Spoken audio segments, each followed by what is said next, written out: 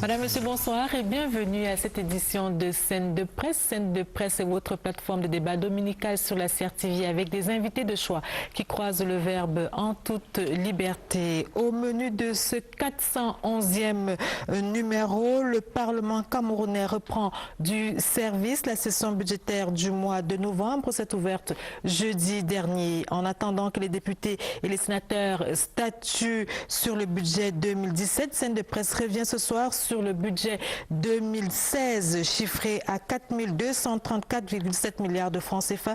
Ce budget, dans son volet investissement, a-t-il été exécuté de manière optimale? Presse ouvre le débat à quelques semaines de la fin de l'année budgétaire. FENAC 2016, le rideau tombe. La 8e édition du Festival national des arts et de la culture s'est achevée ce dimanche au Musée national. 250 stands, une demi-dizaine de sites, des milliers d'acteurs culturels et des visiteurs. Au menu du théâtre, des concerts de musique, des films, des expositions pour vanter la culture camerounaise dans sa richesse et sa diversité. Premier bilan dans cette édition de Scène de Presse, mais également perspective pour une culture camerounaise porteuse de croissance. Également au menu de votre édition ce soir, vos rubriques habituelles, la revue de presse, le zooming sur les grandes présences au FENAC et les unes du lundi. Mais avant, je vous suggère de faire la connaissance de nos invités du soir, mise en scène par Christelle Avon.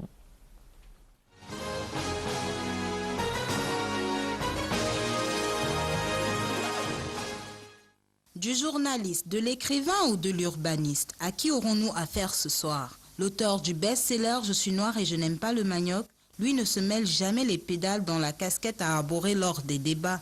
Les débats, Gaston Kelman les connaît. Ancien chroniqueur aux grandes gueules sur RMT, cet ancien membre des Black Panthers est l'éditeur de Forbes Afrique. Si le lire vous manque, essayez son dernier ouvrage, La France, pays de race blanche, vraiment, paru chez Archipel. Edmond Bala Elanga est le directeur du livre et de la lecture au ministère des Arts et de la Culture. Diplômé du CAFED en gestion d'entreprises culturelles, Edmond Bala a été en juin 2014 le coordonnateur du programme CD2 Culture. Il est l'expert qui défendra le Festival national des arts et de la culture et ses retombées ce soir. Jean-François Chanon Denwo est l'un des pylônes du quotidien Le Messager du Feu Puisse Ndiaoui. Diplômé en journalisme de l'école Robert Schuman de Strasbourg, il est le rédacteur en chef délégué chargé de la rédaction régionale Centre, Sud et Est. Précédemment chef service politique et chef service culture, Jean-François Chanon est un homme qui arpente les couloirs à la recherche de l'info. Serge Pout est le chef de chaîne de la FM 105. Celui qui a été, au cours des années 90, l'un des animateurs radio les plus écoutés, est aussi journaliste-reporter. La culture est son domaine de prédilection et la lecture reste sa passion. Ce soir, il portera un œil critique sur la culture camerounaise.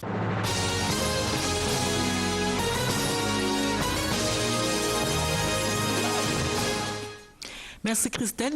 Tous nos invités sont présents. Vous pouvez participer au débat sur les réseaux sociaux à partir de nos comptes Twitter et Facebook, SDP officiel. Place nette, mesdames, messieurs, à la première une de Scène de Presse. Honorable Gaston Comba, bonsoir. Bonsoir. Alors, quelle lecture faites-vous de l'exécution du budget 2016? Bon, ce qu'il faut déjà dire, c'est que je peux que vous donner mes impressions personnelles, parce que vous savez, la lecture objective du budget, d'exécution du budget 2016 se fera en deux phases. Se fera d'abord au moment de l'examen du projet de loi de finances 2017, parce que la présentation du budget se fait en deux phases. On aura donc d'abord à examiner le rapport annuel de performance de chaque département ministériel présenté par chaque ministre. Ça nous donnera véritablement le kaléidoscope de l'exécution du budget d'investissement, du budget de fonctionnement, mais aussi le taux de réalisation de l'ensemble des projets et des programmes dans chaque département ministériel. Évidemment, cela sera consolidé l'année prochaine avec l'examen de la loi de règlement qui, elle, est examinée à l'année N+1, c'est-à-dire à l'année 2017, qui véritablement consolide l'ensemble des activités qui ont été menées au cours de l'exercice. Mais ceci étant dit, on peut quand même, à l'observation, noter qu'il y a une meilleure exécution du budget d'investissement public. Cette année, on parle, il y a 2 mois, on parlait déjà d'un taux d'exécution de 80%. Nous avons encore 2 mois avant la fin des exercices budgétaires et nous avons encore 2 semaines avant l'arrêt des engagements, le 30 novembre. Et nous pensons que ce sera une très bonne année. Je pense que la machine, petit à petit, véritablement marche et que le budget programme commence à atteindre résolument sa phase de maturation. Et il faut se féliciter aussi, il faut le dire, que d'année en année, on note une réelle croissance du budget d'investissement public par rapport au budget de fonctionnement. Et ça montre qu'en termes de choix de stratégie et de développement, il y avait vraiment une inversion, alors que ce n'était pas ça les années précédentes. Alors parlons justement du budget d'investissement public. Cette année, il était de 1525,8 milliards de francs CFA, soit une augmentation de 375,8 milliards de francs CFA par rapport à l'exercice 2015. Le budget de fonctionnement, lui, était de 2708,9 milliards de francs CFA. Est-ce que vous avez, vous qui êtes membre de la commission des finances au niveau de l'Assemblée nationale, est-ce que vous avez quand même noté quelques insuffisances par rapport à ce budget? Par rapport à l'exécution de ce budget? Bon, c'est qu'on peut, comme je disais encore, en observant, on voit en ce qui concerne la réalisation de grands projets routiers qui ont été infrastructurels, qui ont été retenus. Vous savez qu'il y a eu un plan spécial d'infrastructures routières dans les 10 régions avec 2 routes par région. Mais on se rend compte tout de même que ce programme tarde véritablement à démarrer, alors que les choix qui ont été faits ont été des choix qui auraient permis véritablement, si ces programmes étaient mis en place, d'impacter sur le développement local. N'oublions jamais que c'est le développement local qui porte le développement national. On a toujours eu tendance à croire que le développement viendra du haut.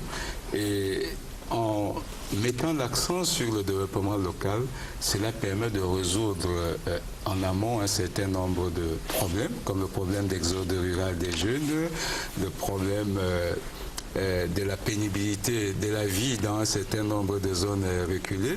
Et malheureusement, je pense qu'il y a lieu de redonner du tonus à ces projets qui, malheureusement, jusqu'à présent, pour beaucoup n'ont pas. Je vous prends le cas du département d'Uncam, où on avait deux grands projets. En ce qui concerne la région littorale, il y avait les 2 routes étaient dans l'Uncam, c'est-à-dire la route Douala à Bonepoupa et Bonepoupa à Yabassi.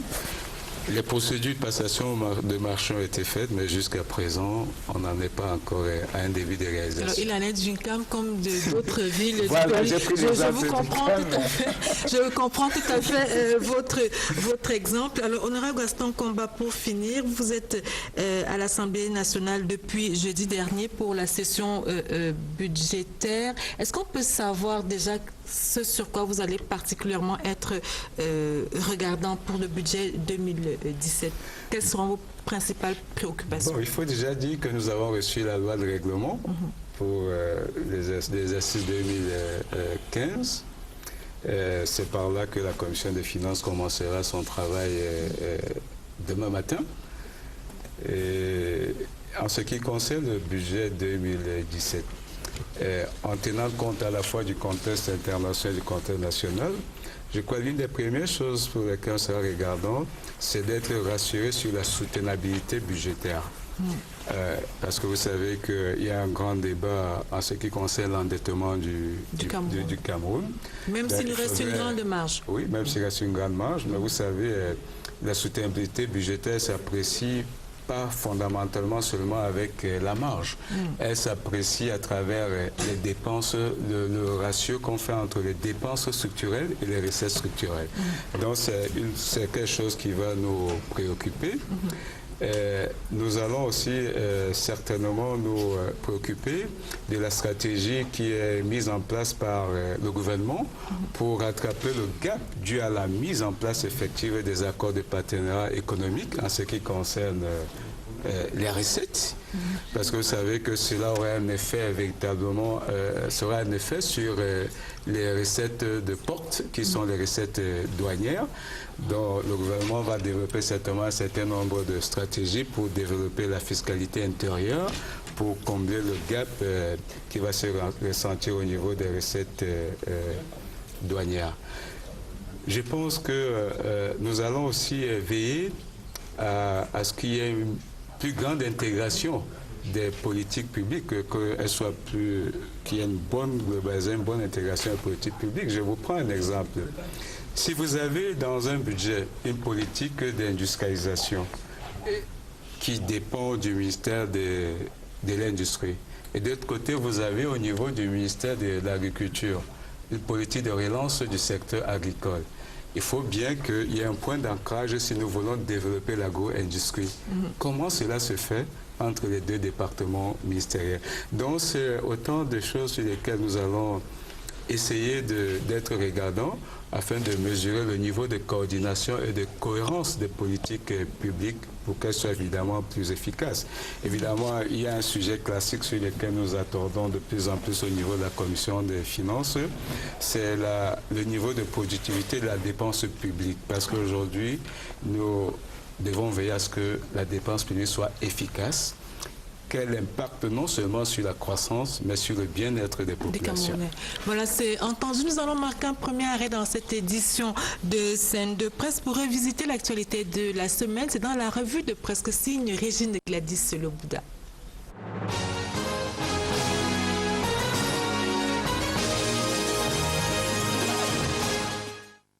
Grogne et répression dans la presse cette semaine.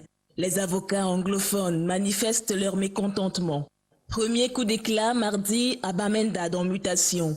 Les grévistes réclament la traduction en anglais des actes de l'OHADA et contestent l'application du Code civil francophone dans les juridictions des régions anglo-saxonnes. La nouvelle expression se fait l'écho de la réaction musclée de la police face aux manifestants. Jeudi, le ton se durcit dans le Messager. En soutien à leurs confrères de Bamenda, les avocats du Sud-Ouest investissent les rues de Limbé et de Mouyouka. Mutation, les voix se faire molester par la police à grand renfort de coups de matraque. Le boulet anglophone conduit à la création d'un nouveau barreau dans la pointe du quotidien Le Jour. Le barreau de la Common Law veut regrouper les avocats anglophones et mettre fin à toute forme d'injustice. Toute cette tension a ralenti les procès au palais de justice de Buea, à en croire la nouvelle expression. Les explications du ministre de la Justice, dont Cameroun Tribune, rappellent le corpus des textes OHADA déjà traduits en anglais et publiés dans le journal officiel. Jeudi, dans Le Jour, Laurent Esso multiplie les mises en garde, un peu comme Kavaï et Guy Djibril, qui réprimandait depuis le perchoir les internautes malveillants. Dans Mutation, le président de l'Assemblée nationale compare les réseaux sociaux à Boko Haram. La diatribe est contenue dans le discours d'ouverture de la session parlementaire de novembre. La violence des mots fait frémir Mutation qui met en vitrine la question de l'interdiction. Peut-on suspendre les réseaux sociaux? Le supplément Com du quotidien privé assure qu'une telle mesure serait difficile à mettre en œuvre, mais pas impossible. Cameroun Tribune sonne la rentrée parlementaire de novembre et rappelle que cette session est la dernière avant la célébration des 70 ans de l'Assemblée nationale camerounaise. Le quotidien Émergence anticipe sur les questions qui meubleront le grand oral des membres du gouvernement au cours de cette session budgétaire. Le journal de Manus Biaga croit savoir que les parlementaires reviendront sur le drame des ECA, la protection civile ou encore la CAN 2016. Celle-ci promet déjà de drainer du beau monde. Dès mardi, dans Le Jour, les tickets d'accès au stade Omnisport Amadou Ahidjo sont disponibles au prix de 1000 francs, 2000 et 5000.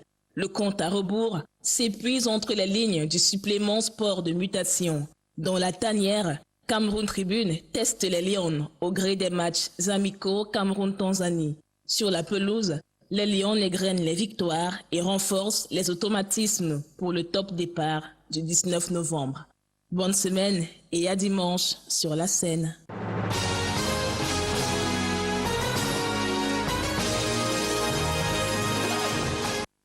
Merci Régine Gladys. Vous le disiez si bien, les Lionnes égrènent les victoires. Malheureusement, ça n'a pas été le cas ce dimanche. Nous espérons que lors des prochaines rencontres, elles ne feront qu'égrainer ces victoires dont vous parliez tantôt.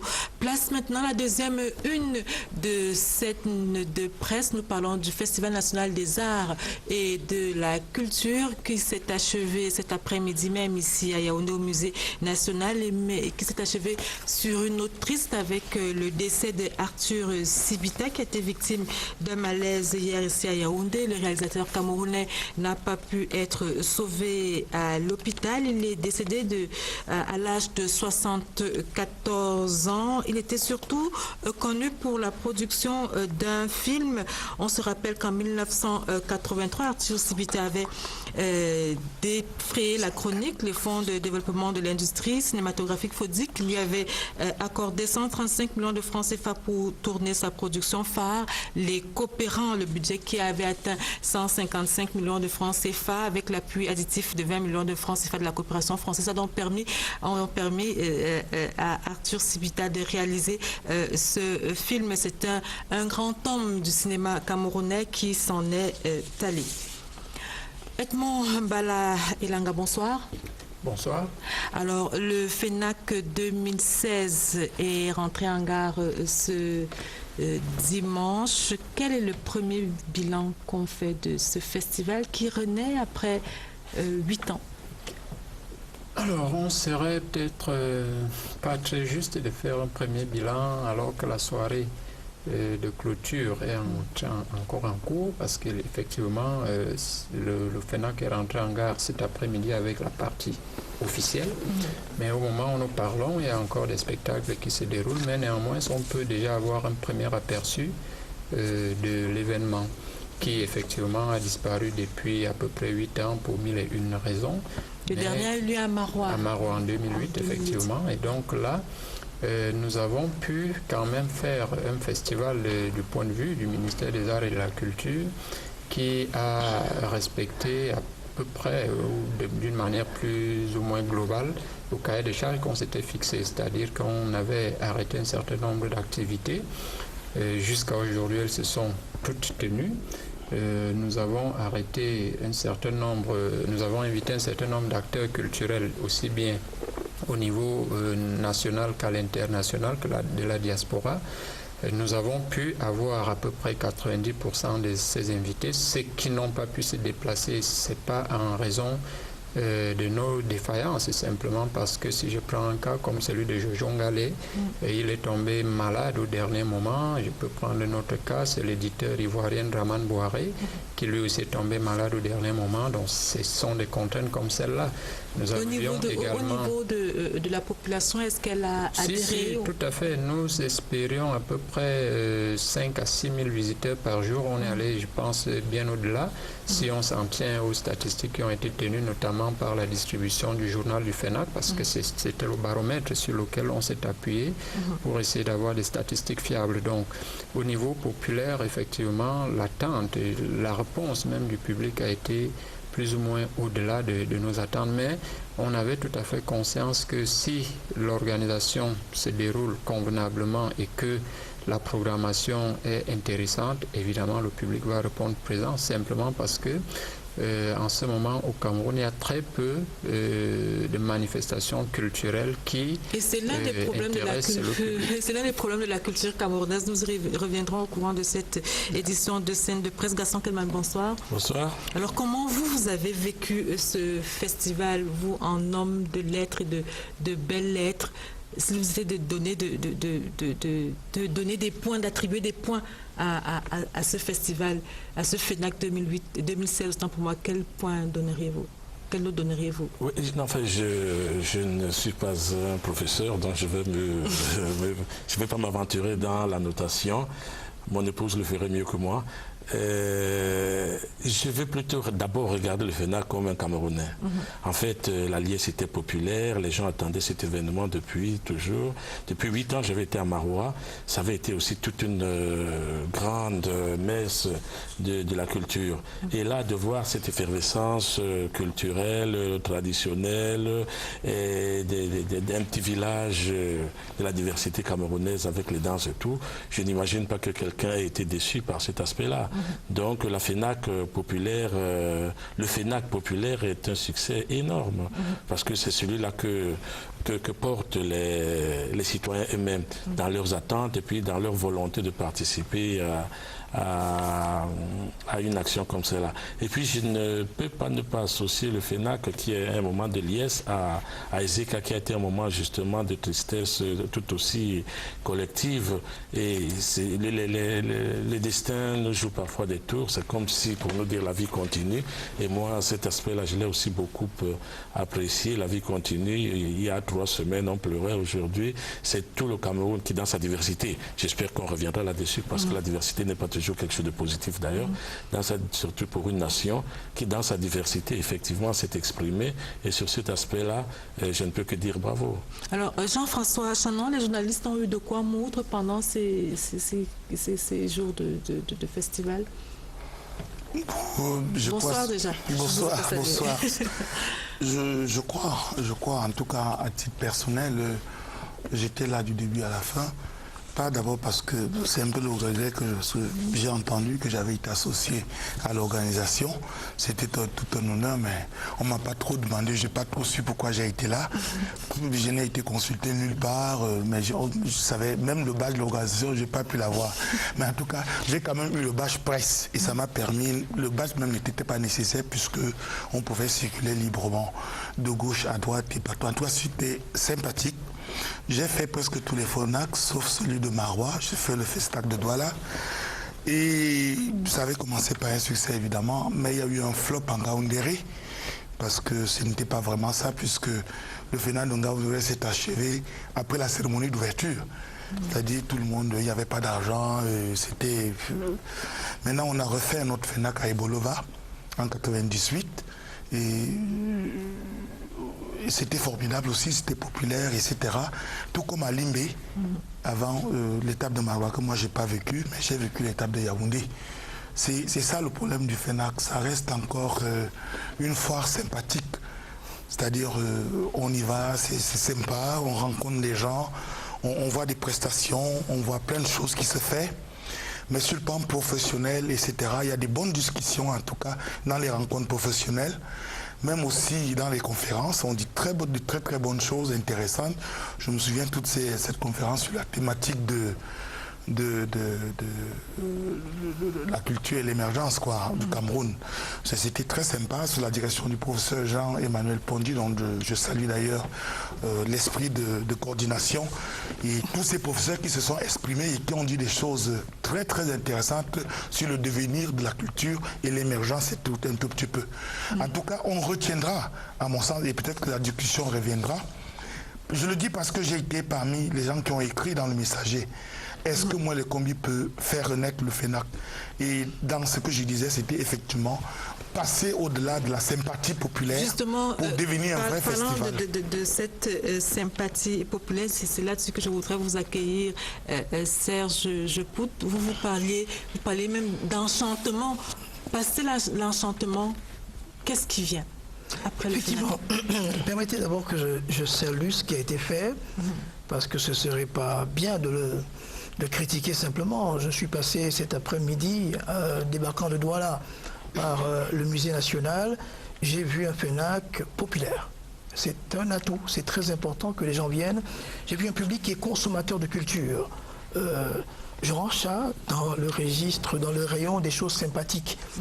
Il y a de belles choses, il y a de l'euphorie tout le temps, à chaque fois. Mais c'est quoi le plan après? C'est quoi la suite? Et c'est là que se pose le problème du FENAC et de tout ce qu'il y a comme offre au Cameroun. On est toujours content d'être un pays riche, fortuné en termes de personnages, de personnalités, d'artistes, de compétences. Mais il n'y a pas une organisation qui fait en sorte que cette machine enchantée déroule après. Et je vais dire quand même, pour ne pas faire un grand procès pour rien, il y a un certain nombre d'actions menées déjà. Il y a des instituts de formation qui sont là. Il y a eu, pendant le FENAC, les masterclass, donc des débuts de formation. Mais qu'est-ce qui fait problème, Serge Pout? Non, ce qui fait, vous voyez qu'on est passé de 2008 à 2016. C'est quand même trop, là. C'est trop. Vous voyez que ça évolue par spasme, les manifestations. Une solution. Alors, je crois que c'est l'organisation qui fait problème aujourd'hui chez nous. Au-delà du FENAC, parlons de la culture camerounaise. Oui, c'est de ça qu'il s'agit. C'est l'organisation, c'est des petits pas. C'est des petits pas qu'on pose, Salon du Livre, FENAC et ainsi de suite. Ce qui manque, c'est que la culture n'est pas une véritable industrie et la vision pour cela, elle est dite, mais l'organisation ça manque cruellement et ça fait trop longtemps qu'on attend. Alors Edmond Bela et Langa, après le FENAC, on a envie de dire, comme à la suite de Serge Pout, what next? Qu'est-ce qui va suivre après le FENAC? La culture camerounaise va-t-elle retomber dans son quotidien, fait de précarité pour les artistes, par exemple? Qu'est-ce qui va suivre? Non, je n'aurais pas un jugement aussi critique. C'est pas de ma posture de responsable du ministère des Arts et de la Culture, mais simplement en tant qu'observateur, en tant qu'acteur culturel. J'ai été éditeur, j'ai été illustrateur, j'ai fait un certain nombre de choses dans le domaine des arts et de la culture. Donc je sais quelles sont les contraintes que les opérateurs rencontrent sur le terrain pour les avoir rencontrées. Je sais aussi également quelles sont les contraintes que l'institution a pour être en train de les gérer en ce moment. Et donc, ça fait que mon appréciation est forcément différente de celle des simples. Alors, qu'est-ce qui va suivre après le FENAC? Déjà, il faut reconnaître que il y a nécessairement des manquements, mais des manquements qui ne sont pas nécessairement inhérents à l'administration. Il y en a qui sont des manquements d'ordre organisationnel en ce qui concerne les opérateurs de terrain.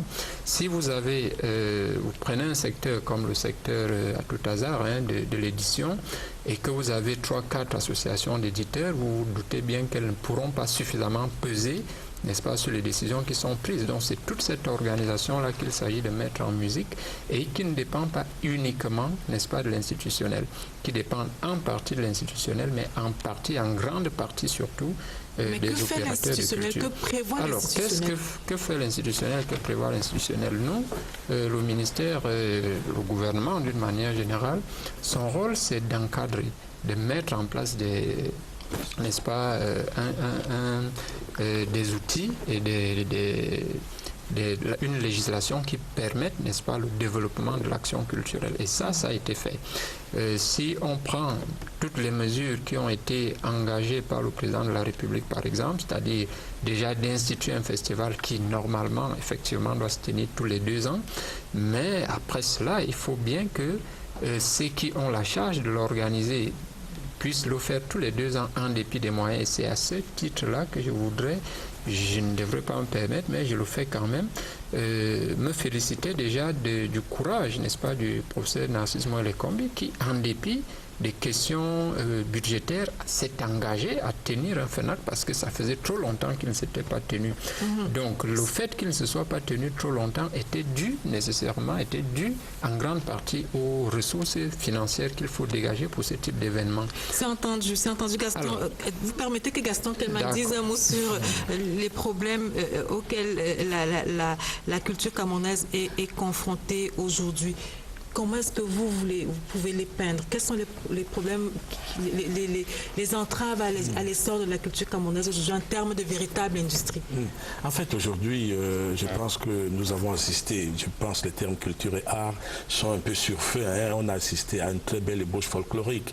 Disons les mots, parce que moi, je suis un littéraire et je tiens vraiment au sens des mots. Ce qui n'est pas une mauvaise chose. Les gens ont besoin de ce folklore, de s'amuser, parce que là, je n'ai pas...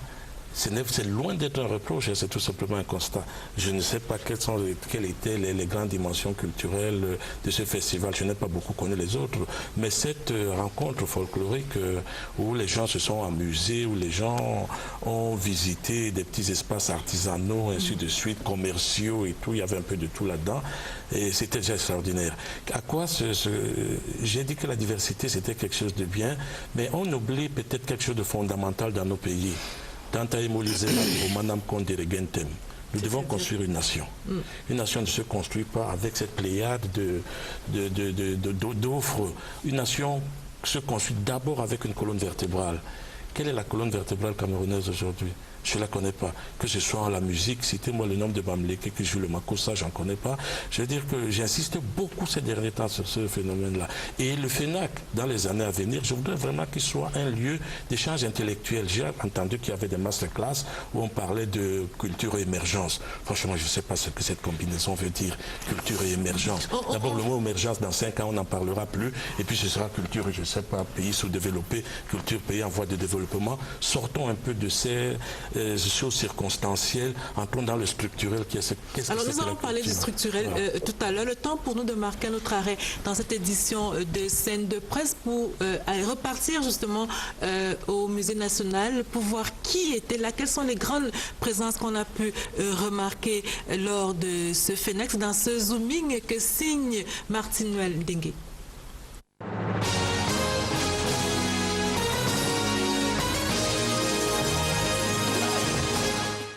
Le Festival national des arts et de la culture, de la grandeur nature. Tout le Cameroun culturel réuni en un seul lieu, le Musée national de Yaoundé. C'est ici que se déploient les artistes venus des 10 régions du Cameroun, divisés en 4 sous-groupes soudano-sahéliens, Fambeti, Sawa et les Grassfields. Ils ont donné une semaine durant à voir danse traditionnelle, mode, cuisine, littérature et autres attractions alléchantes, de quoi attirer de milliers de visiteurs par jour.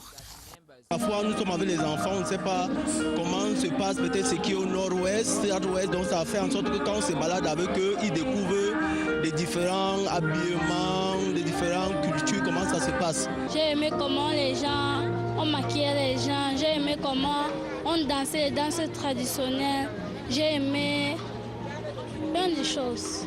Une véritable rencontre des Camerounais avec leur culture. Ils ne se sont pas fait prier, se prenant parfois au jeu.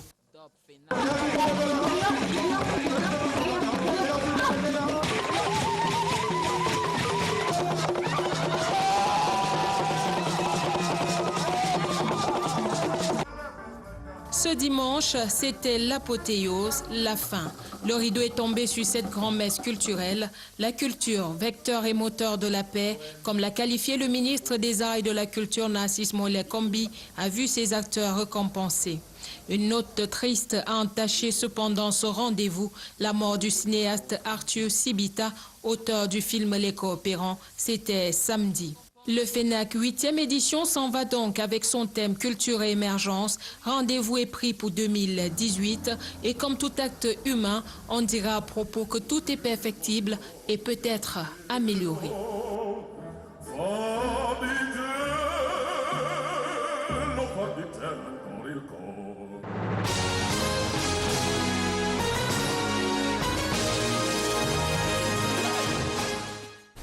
Merci Martine. Nous parlons des problèmes structurels de la culture au Cameroun. Jean-François Chanon, il n'y a pas que l'État. Comme le disait si bien Edmond Balaïlanga tout à l'heure, il y a également l'amateurisme des entrepreneurs culturels, mais également le peu d'engouement du public camerounais. Partons simplement du FENAC. Vous savez qu'on est dans une administration organisée, comme on le dit. C'est-à-dire si on fait des appels d'offres pour construire des bâtiments, des routes, pourquoi on ne ferait pas un appel d'offres pour organiser le FENAC?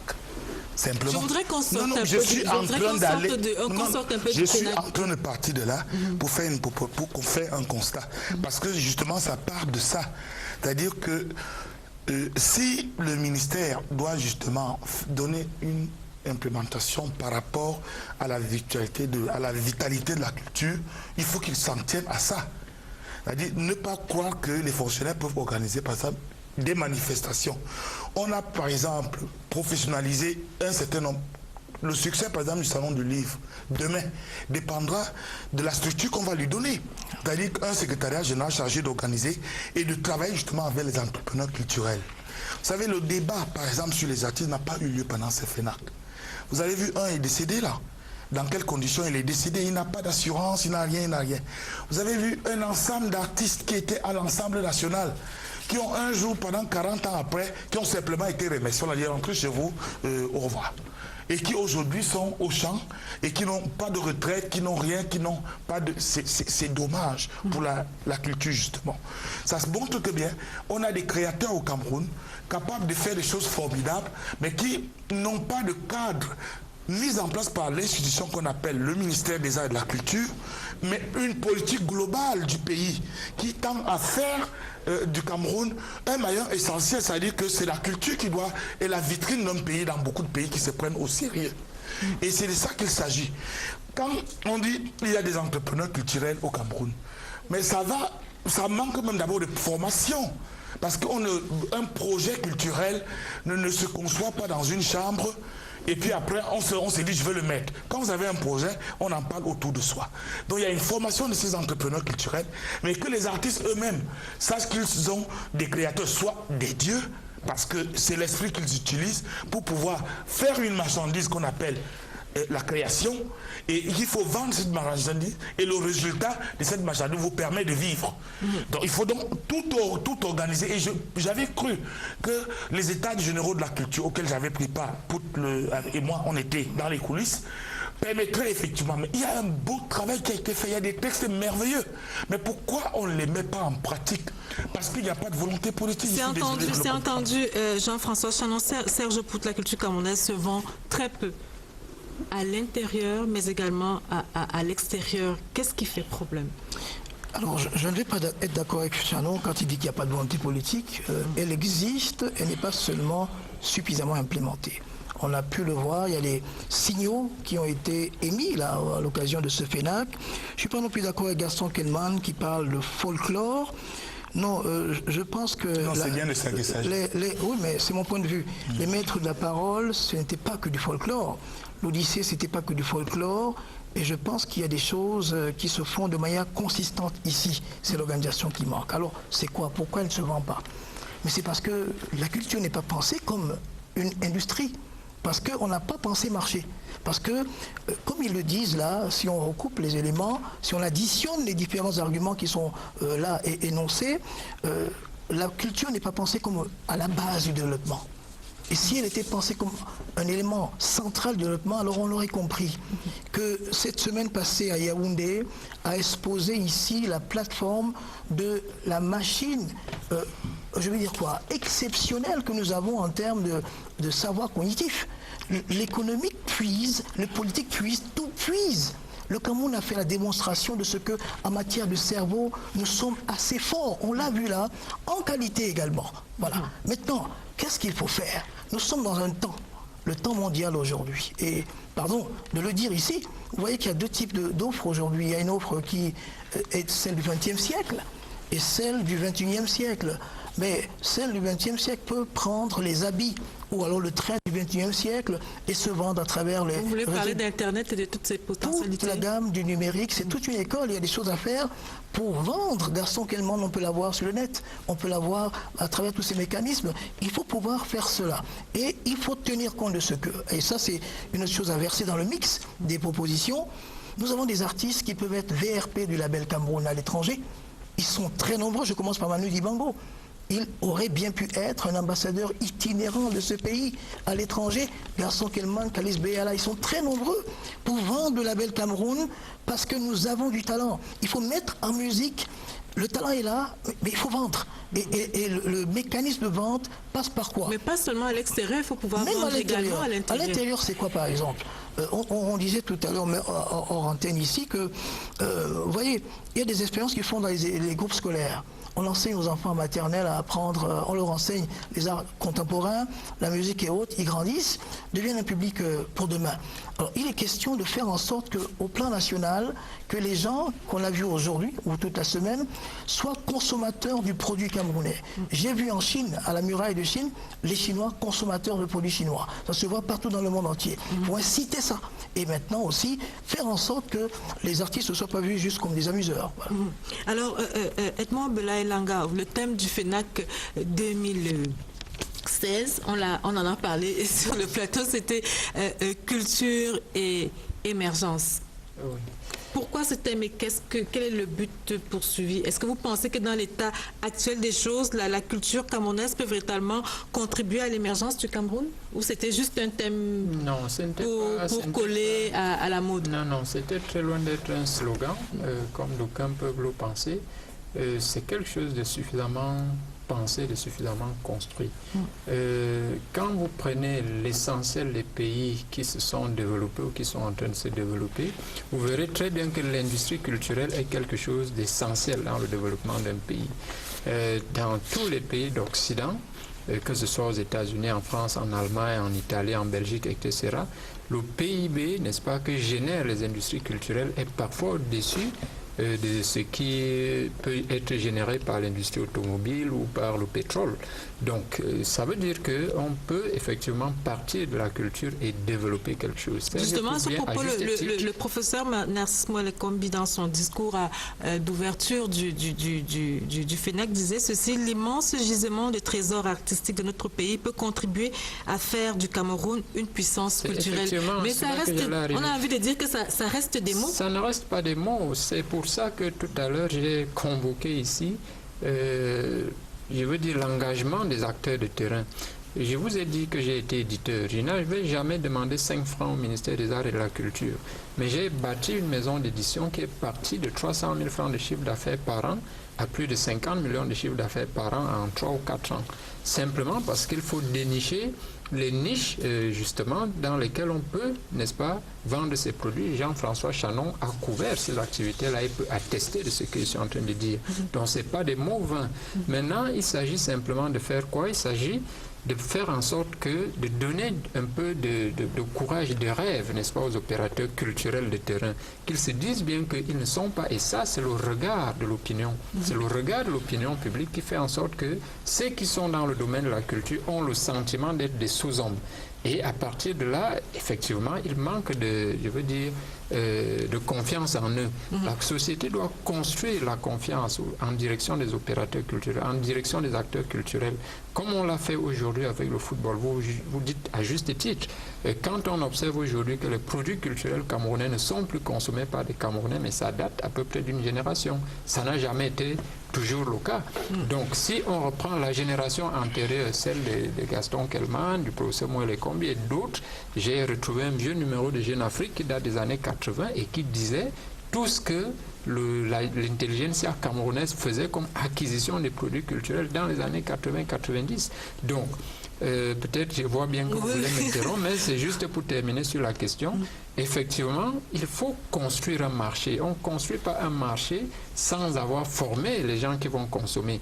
Si on a bien envie de dire que la responsabilité de la formation vous incombe. Incombe en partie au pouvoir public, en partie à la société. Je veux dire quoi? Je veux dire que dans le domaine, par exemple, celui dans lequel je travaille, le domaine du livre, nous avons tout à fait conscience que si nous voulons cultiver un public d'acheteurs, un marché d'acheteurs, c'est avec la jeunesse qu'il faut commencer. Il faut développer sur 15, 20, 25 ans des programmes en direction de la création, de la promotion du livre de jeunesse qui fera que ceux qui vont acheter, ceux à qui on va acheter des livres quand ils ont 5 ans, au bout de 20 ans, ils ont 25 ans.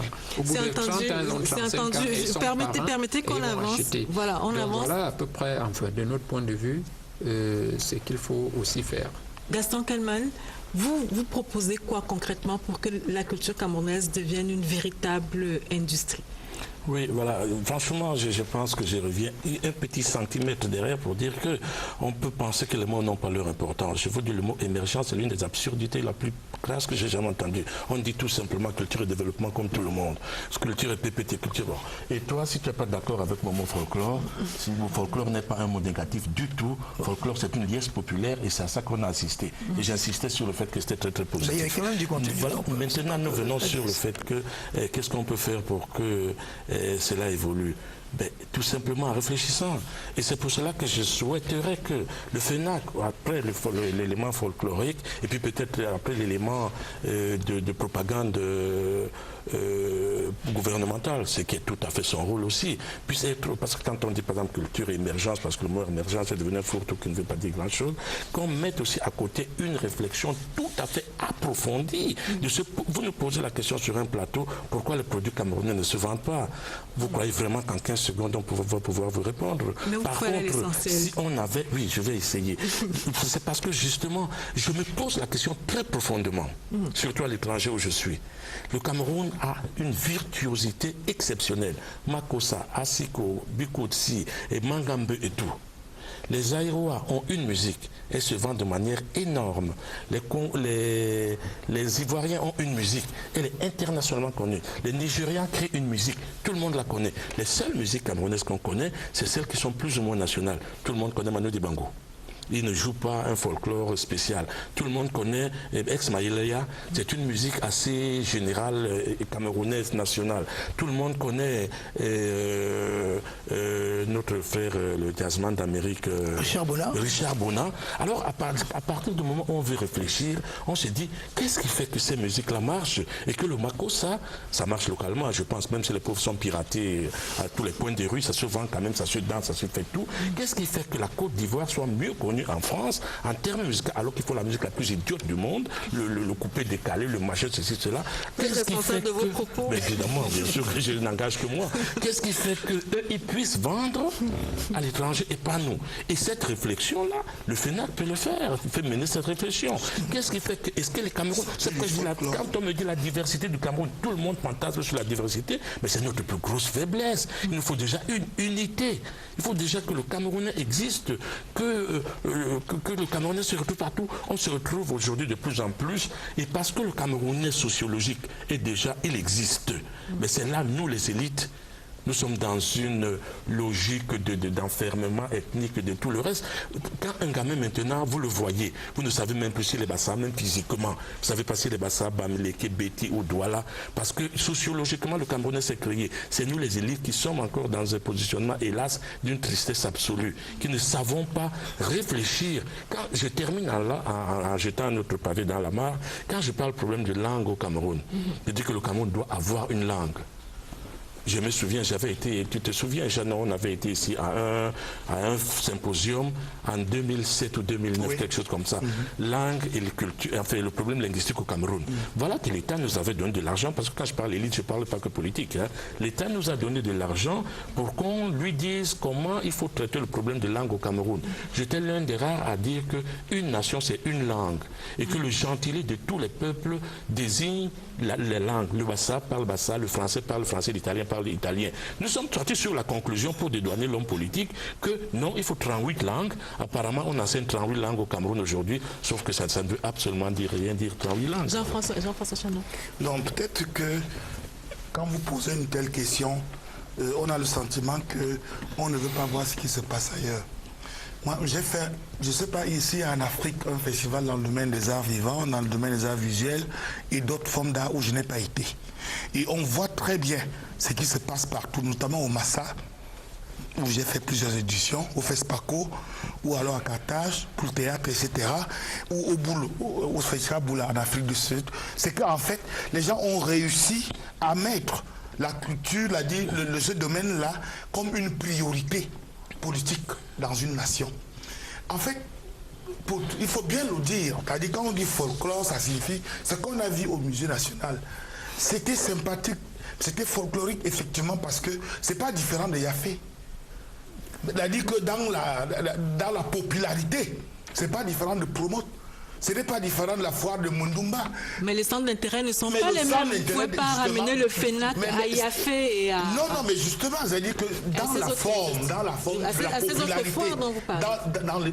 Oui, mais attends, ça reste cela. Les rencontres ne sont pas les mêmes. Les rencontres d'un visiteur avec sa culture, ce n'est pas la même chose. Ce qui a manqué donc au FENAC, cette année aussi, c'est ce plus-là. C'est-à-dire cette réflexion profonde qu'on aurait dû organiser pour comment faire de la culture. Parce que quand vous dites... Et là, je voudrais répondre un tout petit peu à Gaston Kelman pour dire qu'effectivement, quand on parle d'émergence, laissons le côté du slogan politiquement de l'appareil politique dominant qui en fait dans un certain nombre d'années, puisque ça recule toujours, comme tu l'as dit. On n'en parlera plus dans 3 ans, rassure-toi. Etc.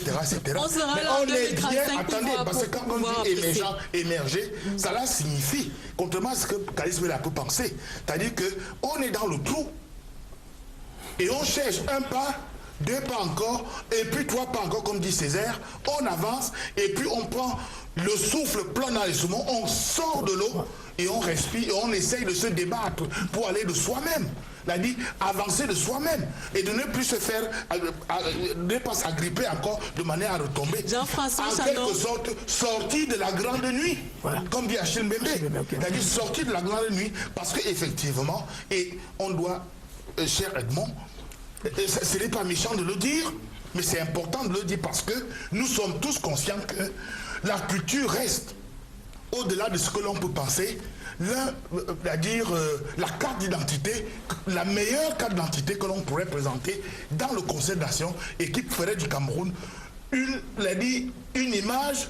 Quand on cherche ce pays dans la nation, on dit que c'est le Cameroun. Jean-François, c'est entendu. Je voudrais, le temps commence à nous tenir à la gorge. Serge Pout, vous proposez quoi pour que la culture camerounaise devienne une véritable industrie? Écoutez, qu'elle puisse se vendre autant à l'intérieur qu'à l'extérieur. Non, je l'ai dit tout à l'heure, et je crois que je rejoins tout ce qui se dit là. Jean-François Chanon est en train de faire une petite précision dans la suite de la pensée de Gaston Kelman. Le saut qu'il faut faire est très important, mais il est construit. Et il s'agit ici, en lien avec ce que dit Mbala Elanga, d'une construction. Et nous appelons l'État à cela. C'est très important, l'État a son rôle, M. Mbala Elanga. C'est très important parce que les services culturels de base doivent être là. Ils doivent être pourvus. Maintenant, il y a des facilités pour les entrepreneurs culturels, notamment la création des PME. Il y a un contexte, il y a un certain nombre d'éléments à mettre en place. Moi, j'insiste sur un élément très important. J'ai tiré ça de l'ouvrage de mon homonyme, Christian Pout, sur la diplomatie économique. Nous ne faisons pas assez. Et je crois que c'est très important d'avoir le label Cameroun. On va marquer notre arrêt dans cette édition de Scène de Presse pour parler de toute autre chose. Parler précisément des assises de l'UPF qui vont se tenir dans quelques jours à Madagascar. Et c'est dans ce Zoumi que signe Tanifo.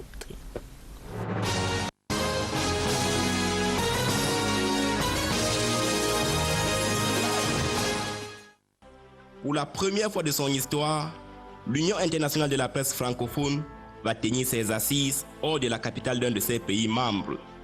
Les 45e assises de l'UPF, prévues du 20 au 24 novembre 2016, auront lieu à Antsirabe, ville thermale, à 2 heures d'Antananarivo, la capitale malgache. Je dois dire que les 45e assises internationales de la presse francophone revêtent un triple enjeu, un enjeu politique, un enjeu professionnel et un enjeu électoral. Pendant une semaine, nous allons partager nos expériences, échanger et pouvoir éventuellement changer nos pratiques professionnelles. Ce rendez-vous annuel, qui doit regrouper plus de 300 journalistes et dirigeants des médias venus de 47 pays, se veut une plateforme d'échange entre professionnels pour un mieux-être du 4e pouvoir.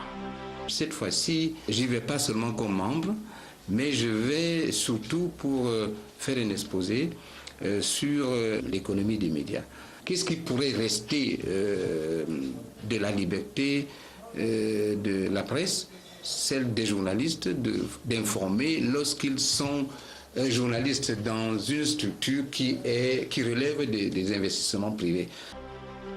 Les journalistes, surtout ceux participant aux assises pour la première fois, nourrissent de nombreuses attentes. D'abord, qu'on puisse confronter nos expériences entre nous, les journalistes de la presse francophone, qu'on puisse se nourrir de l'expérience des autres, de ce qui se fait dans les autres pays.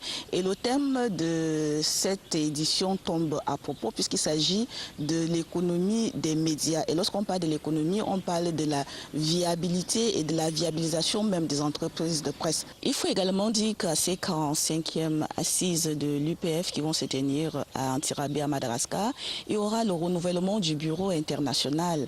Aimé Robert Bina, qui est le président national de l'UPF ici au Cameroun, et en ce moment, dont le mandat court également à l'international en sa qualité de vice-président de l'UPF à l'international, on espère qu'il va remplir tout au moins à ce poste-là et pourquoi pas briguer la présidence de cette organisation internationale de la presse.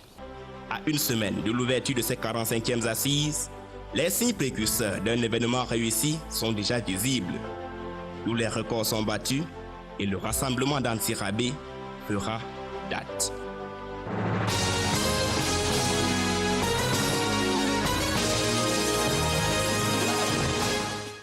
Merci Léon Bertrand Tanefo. Alors, un dernier mot sur les perspectives en quelques secondes.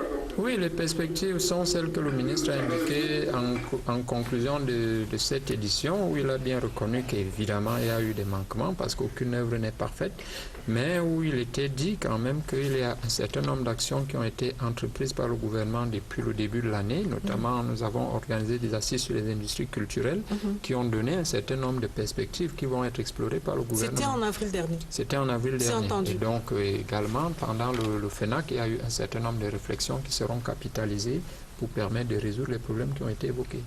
Juste un mot, nous ne sommes pas dans l'émergence, nous sommes dans une logique renaissance. Et logique renaissance veut dire que effectivement l'État a le rôle cathédral, et un autre mot qu'on n'a jamais prononcé, qu'on ne prononce pas souvent au Cameroun, c'est mécénat. Ça veut dire que l'État organise. Voltaire n'a pas vendu un livre, Beaux-Arts n'a pas vendu un disque, mais ils avaient des mécènes qui les faisaient vivre, et aujourd'hui, et pour que la culture camerounaise vive, dans une organisation pour que les acteurs puissent être rémunérés et vivre correctement. Renaissance. C'est bien entendu Gaston Kelman. Merci messieurs d'être venus. Madame, monsieur, c'est la fin de cette édition de Scène de Presse. Merci à toutes les équipes techniques et rédactionnelles. Votre émission du fait de la Cannes va observer une petite pause. Nous serons à nouveau des vôtres à partir du 11 décembre prochain. Restez sur la CRTV. Le meilleur est à venir et bonne chance aux Lyon qui nous donnent tant de plaisir. Merci beaucoup.